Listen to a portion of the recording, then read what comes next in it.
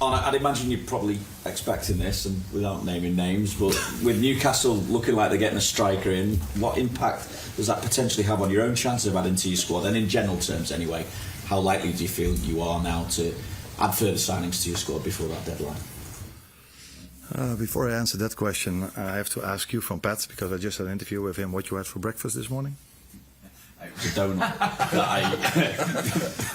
it was a donut that I kept from a game I was at the other night. That was all. I was working as a reporter at that point. Yeah. So you came into the Liverpool building with a donut. Yeah. With a donut from?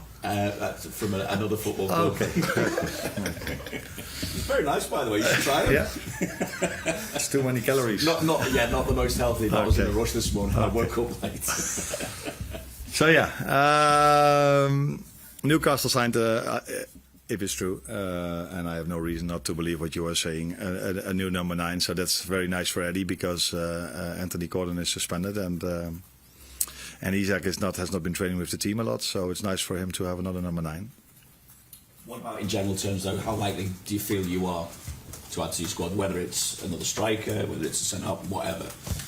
No, I think I've said after Monday evening that. That again, I could make a substitution that impacted the game. That's what Federico did against Bournemouth. That's what Rio did now against Newcastle. So as always, we try to sign players that can help us. But there's no reason after the first 2 games to complain or to think we need more. But if we can strengthen the squad, then we will always try to do that if it's for the right money and it's the right player. And there are only 3-4 days to go now. So, yeah, let's see if we do something, and if we do something, what we can do. From the players that you're working with this weekend, and obviously it is a big game, what improvement do you feel you need to see that will give you the best chance of maintaining your own 100% record and ending Arsenal's?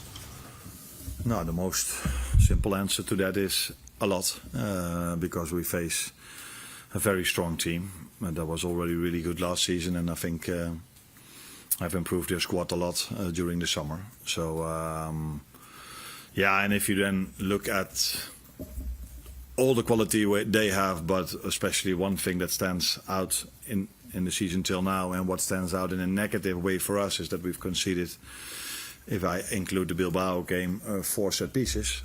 And of course, as we all know, that's one of their strengths, not the strength, but one of their strengths, because they can play in multiple ways. You can see how well they are managed by Miguel, and they're working for 5 years together, because they can play almost every style there is in football, and that tells you how well managed they are. But one of their strengths is also set pieces, and that is an area where we, if you look at Monday, when we faced Newcastle, we conceded 2, and against Bilbao we conceded 2. It's a part we need to improve, where we, by the way, were really good at last season. So no panicking at all. We also had to defend at Newcastle 350 set pieces, so then only conceding 2 is not even so bad.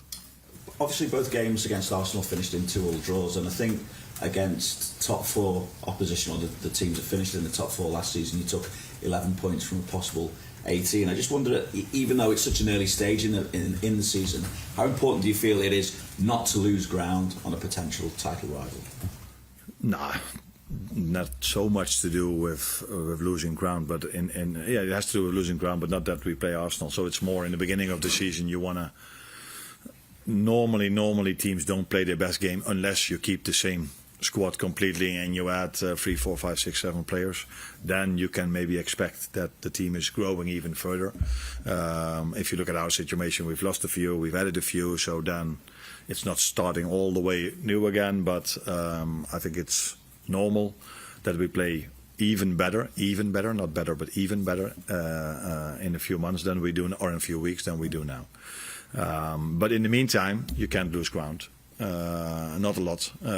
Although I do think that it's. I would be surprised if there will be a point record this season in the Premier League. I would be surprised if one team gets more than 100 points because of the strength of the league. So you are able to drop once in a while a few points and still be competitive. I think in the end of the season. But the best thing you can do is not drop points at all. Thank you.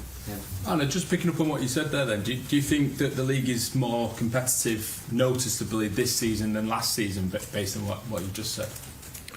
If that's even possible, because it was already so competitive last season. But maybe I'm wrong, but I think in general teams spent more than last season. I'm not 100% sure, and I'm talking about net spend, not talking about what teams spent and forget then what they've sold, but in terms of net spend. But maybe I'm wrong, but last season we didn't do a lot, but I think our competitors didn't do a lot last season as well. And that's completely different this season. Obviously, it's very early to make For the exception of Chelsea last season, maybe, but I think Arsenal, Man City didn't do so many signings last season. So that's the difference between this season. Obviously, it's very early to be making assessments and judgments and drawing any sort of firm conclusions. And Arsenal have got injuries as well. But what do you see as the key differences that your team will need to be aware of this time against them compared to last year with the new players they've added? Wow. I think there are a lot of similarities with both teams. So I don't think the playing style of Arsenal changed a lot with the new signings coming in. Maybe they have a different number 9 than they had last season, although Jesus was also a real number 9 but didn't play that much. But I think the one they have now is different to Havertz, for example, or Trossard that played last season in our home game over there. So that is more a false 9, you could say, where I think Gyökeres is more a target man. So that's maybe a small difference where we have to know, and he makes maybe even more runs in behind than the other number 9s did. But in general, I see a lot of similarities between last season and this season with the style of play they have. And I think it's the same with us. Thank you. Arne, it's hard to imagine a more sparkling start to his Liverpool career for a striker than Hugo Ekitiké. Goals in his first 3 important games. As a finisher, that's fantastic, but at least 2 of the goals, he's been the starting point with the goal against Bournemouth and also against Newcastle. How impressed have you been with him so far? And what are the facets that he has in his game that can see him make even a lot more improvement and add, greater attacking elements to your game? I think you've already made a big impact, as you said, in our attacking part of our game. So not only scoring goals, but also be part of build-up situations where he was someone that started the attack or was part of us starting attack. I think that is not talking about a difference a bit more than last season, where although when Lucio played there, he was also a lot of times part of our build-up.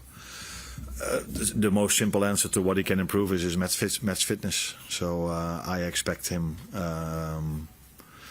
to do even a lot more without the ball than he already does, because he's already working hard. But there we can improve, which is completely normal because he has to adjust from a different league, from a different playing style. Frankfurt wasn't as pressing as much as they pressed, but not as much as we tried to do. And then coming to a different country, coming to a different league, there's a lot for him to handle. And then if we come back after the international break, it's Champions League games added to that, where he was used to playing, I think, Europa League, which is also a good level, but not as high as Champions League. So there is the main point of improvement, I think. Which is completely normal because he came a bit later in pre-season. So to adapt to the intensity levels without the ball, I think there are small steps to make for him. In the league games so far, against Bournemouth and again against Newcastle, where Liverpool at times were really up against it, it's admirable and a real quality to find a way to win under those circumstances. But it's not sustainable, is it, throughout the season, particularly as, against opposition like Arsenal on Sunday. So what's the key to improving the playing strategy where you're going to have more control in games? Not playing every game at St James's Park. No, I would like to play every single game at Anfield. But against the Bournemouth team, where we had a hard time against last season as well, when we were 3-0 up, they just kept on coming. which now led to a goal, and all of a sudden was a game where they had the chances last season as well. So not conceding set pieces would also help with controlling the game a bit more, because I don't think after half time we had control over the game, but then conceding a set piece, and then the whole stadium felt that there was something to win for them again. So yeah, of course we can improve things, which is normal if you have to. I think it was in the Charity Shield where 5 positions were different than the main starters we had last season, and I think that hasn't changed that much against Bournemouth and also against Newcastle. So it's normal that we can still improve things, but we could, even with the team of last season, improve a lot of things, I can tell you. But I don't think we had any control over the game last season in the first 15 minutes against Newcastle as well. I think we even played worse over there in that first 15 minutes. So you need to compare the right things with each other. You cannot compare the start of last season with the opposition we faced then to the start of this season. That is, although all the teams are very strong, but Newcastle away is, I think everybody agrees on that, one of the most difficult fixtures you can have. And Arsenal at home is not any different to that. Thank you. Hi Arne, I wanted to ask you about Florian Wirtz. I felt like Newcastle did a really good job of denying him the ball with their bank of 5 across the midfield. I think he only received 19 passes compared to 34 against Bournemouth. If that situation is repeated perhaps against Arsenal, would you like him to maybe work harder to maybe come deeper to search for the ball, or is the onus more on his teammates to maybe be a bit braver and try and pass through the lines? No. This is all nothing to do with it. The only answer I can give is what you probably know, because you're quite good in data. Normally you started with data this question, so you should add in this question that there was only 40% ball in play in Newcastle. So then to have a lot of touches is quite difficult. And when the ball was in play, the ball was in the air. So they didn't block anything. The ball was just in the air, and it was duel after duel after duel after duel.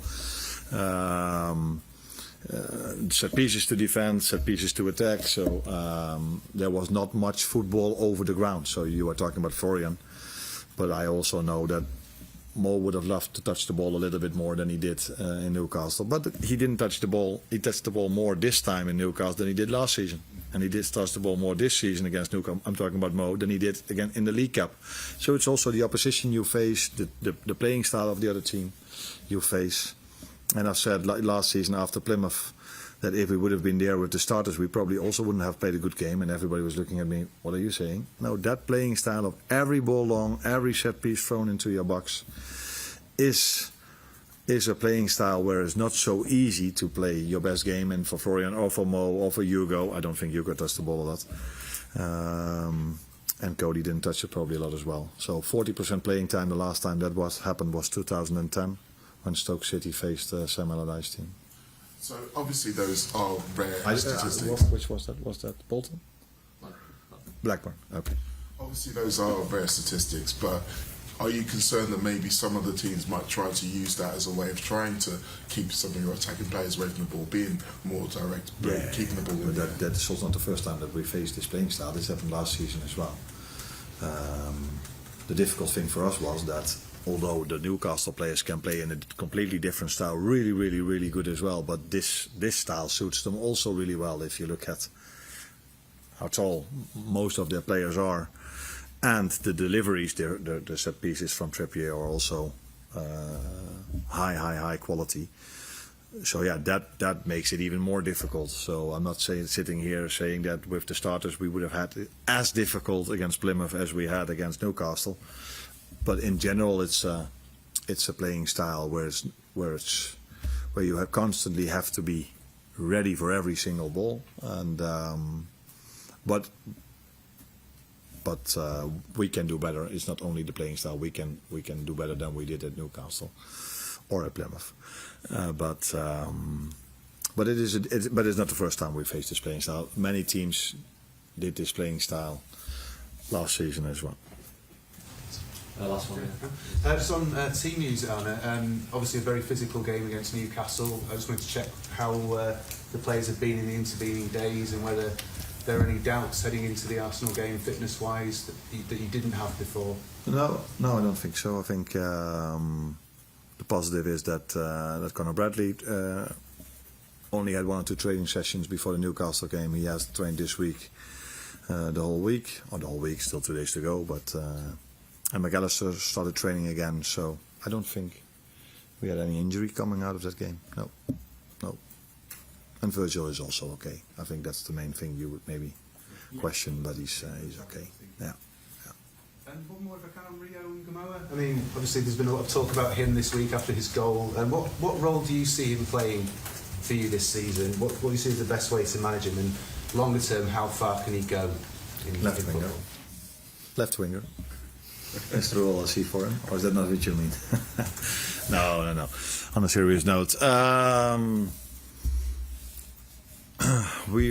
think this whole how do you say this? This whole press conference started with also with spending of us, all other clubs in the Premier League, and the nice part of it all is that then in the end, the 16-year-old coming from the academy, partly Chelsea, partly ours, scores the winning goal. So that's also the beauty of football. That although we've spent a lot, sold a lot as well, there's still room. That's also the reason if we only spent and not sold, then there was probably not room for him. But now there is room for him. Is that a good way to say it? Yeah. And he can show his qualities. And as things stand now, there's still room for him to show that in the upcoming game as well, because we haven't made any signing. So I think he will be on the bench again, and has a fair chance of coming in if it's needed in the game. Thank you. Thanks, Arne. You're welcome.